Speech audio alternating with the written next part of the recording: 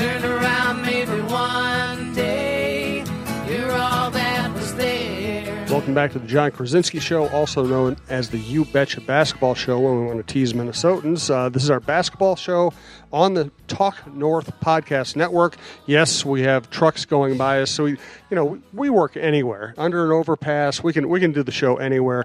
You can find all the shows at talknorth.com. Subscribe on iTunes to subscribe to just this show or the network in general, or any combination of shows. Also subscribe at your favorite podcast apps.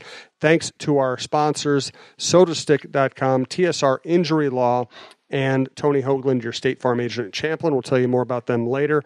And do check out the new website and the new branding, talknorth.com. Okay, we're going to get to the playoffs, LeBron, maybe some links, Tom Thibodeau, et cetera, but let's start with unfortunately, the news of the day, which is Rick Brunson leaving the Timberwolves. John reports and writes for theathletic.com. He's been all over this story. What are you hearing? Yeah, so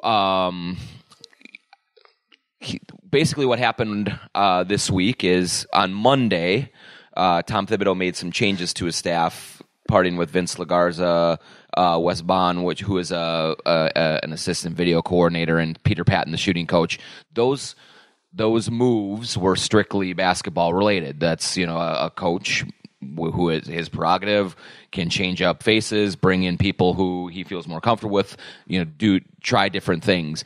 On Tuesday, there was a move that was made that was not expected essentially, and was not for basketball related reasons. It was Rick Brunson was given the choice to either be fired or resign because there are allegations against him of improper workplace conduct with women. I've reported at The Athletic that there have been at least 2 investigations into allegations of misconduct.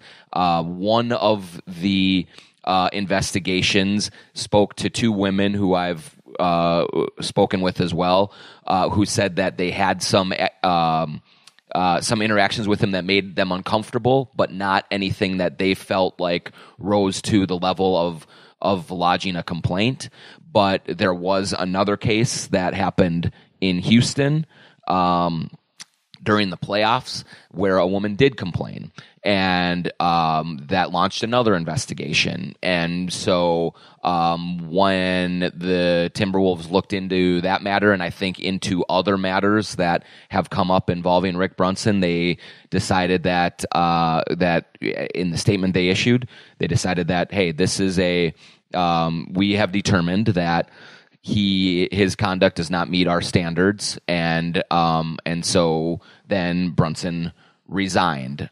His lawyer has denied any wrongdoing, so it still remains to be seen how if he's going to fight this in any way, if there's going to be any other repercussions out of it. But at the end of the day, the ultimate news is that Rick Brunson is no longer on the staff because the organization did have concerns about how he was conducting himself with women while he was a member of the staff.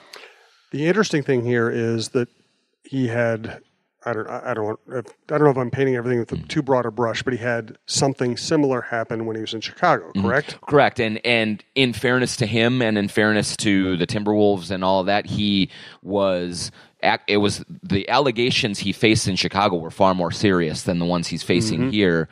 And those allegations were turned into criminal charges of sexual assault and I believe battery. There was 2 or 3 charges against him for some conduct or allegations made by a masseuse in the Chicago area. Brunson steadfastly denied all of those charges. He did admit to having an extramarital affair with the woman, but said that there was no criminal misconduct, just immoral conduct on his part. And a judge did rule in his favor, acquitted him, found that there was evidence lacking to convict him of any crime. And I do know that the Timberwolves did investigate that situation before they hired him. and essentially came to the conclusion that okay, he stood trial, he went through the process, was acquitted by a judge in a bench trial, not a jury trial, by a judge, and so they brought him on staff.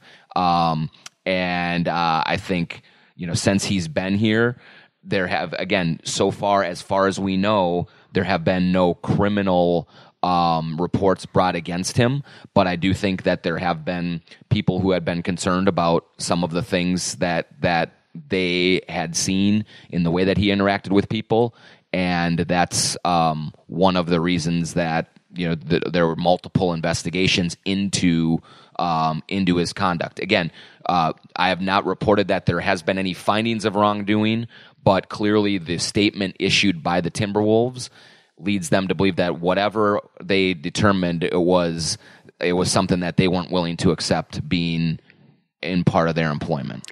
Does this reflect poorly on Tom Thibodeau? Well, I think that there certainly are a lot of questions being asked of him about what he knew and everything. So far, everything that I've been able to gather is that when the organization found out about credible allegations that gave them pause, they made a move.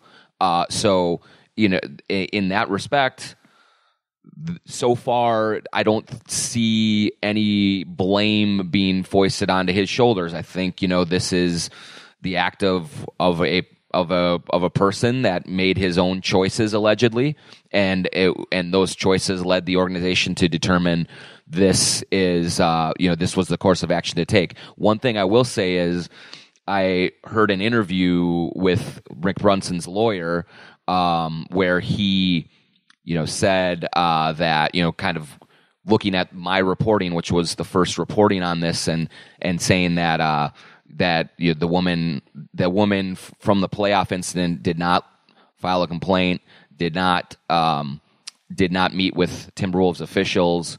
That's not true. I've reported it, and that the woman did meet with Timberwolves officials. That after that happened, an HR investigation was put into place, and she also had a follow-up phone conversation with those representatives that were investigating the case. So I think there are people in the organization who listen to this podcast who need to understand that the timeline of events as this unfolded was as such where I was notified of this possible these allegations from people outside of the organization. I confirmed those allegations, and I brought them to the Timberwolves' doorstep on Monday afternoon. I did not hear from anybody in the Timberwolves until after Brunson resigned on Tuesday, but that there was definitely a meeting with the woman, and that there are definitely allegations here that are involved, and so the way that Rick Brunson's lawyer, who I have reached out to and tried to have conversations with and have not heard back from, characterize things is not how they have been told to me. Interesting. Maybe too interesting. Let's get to another facet of Tom Thibodeau's leadership here, one that I think is really fascinating. First, let's thank TSR Injury Law, 612-TSR-TIME, for sponsoring the program. The cool thing about TSR Injury Law is you will always speak to a lawyer. You can call that number anytime. You will get a lawyer. They will come to you. They will meet you at a coffee shop, at your place of employment, at a hospital, wherever you need them to be. You can reach out to them if you were bit by a dog, if you were in an auto accident, if you're in a motorcycle accident, if something happened to you at your home, at your workplace. They call it TSR Injury Law because it is a broad umbrella. They provide a broad range of services. John and I have been in their offices. We've been in their mock trial room. We've been around their staff. We've met the partners. And we've come to become friends with them. We do shows out at their office, and even though they're based in Bloomington, they can come to you wherever you are. Sometimes we talk to Steve Terry, and he's been in North Dakota, or he's been up near International Falls. They can go pretty much anywhere. So if you ever need their kind of help, check out Check out TSR Injury Law and call 612-TSR-TIME. This is Steve Terry for TSR Injury Law. If you've been injured in a crash, it's TSR time. If insurance companies treated folks fairly, we wouldn't have a job. Well, I've never been busier. Call today for a free consultation at 612-TSR-TIME. That's 612-TSR-TIME. So Tom Thibodeau now is the only, if I have this correct, the only NBA coach who also has full personnel authority. Is that the right way to put it? Yeah, I think so. When he was hired, there was kind of this mini trend going in that direction. Doc Rivers in LA was a president and coach. Stan Van Gundy in Detroit, Mike Budenholzer in Atlanta, Tom Thibodeau, and people count Greg Popovich in San Antonio because he technically does have the label of team president, but I have always separated him from this other pack because R.C. Buford, the general manager in San Antonio, has a tremendous amount of sway in the organization, a lot of power and influence. And so there is much more of a collaboration and kind of checks and balances there than in these other situations. So now flash forward 2 years, Budenholzer is now no longer the coach in Atlanta. Before last year in Atlanta, he had his president's title taken away. And part of that was he was a little bit voluntary and saying, "Hey, I need someone else to help with these things, and I'll stick to the coaching." Stan Van Gundy is fired in Detroit. He the owner there had determined he was going to take the president's title away at the very minimum, ended up deciding to part ways with Stan Van Gundy. Doc Rivers is no longer the president or general manager in LA. It's Lawrence Frank, and he just is the coach with the Clippers.